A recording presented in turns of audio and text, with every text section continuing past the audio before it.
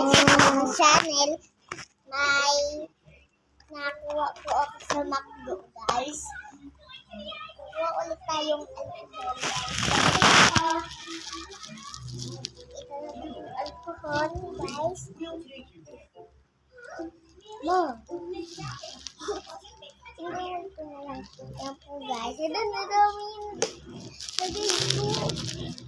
Kasi may soup po ako. At kuhilinin na natin ito. Kasi ang baho. Yan. Na-alcohol na po natin. Babalik ako ulit.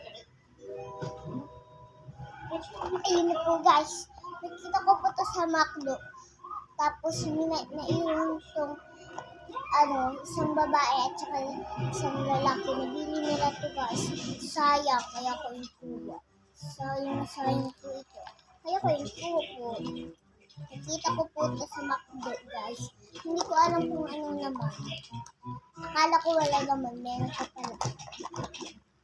Nagugulat po ako kung kasi nagbabalik yung nakita ko sa dama na natatakot na ako.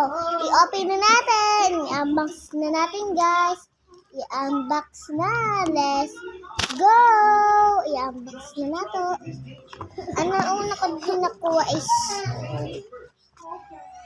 sticker. And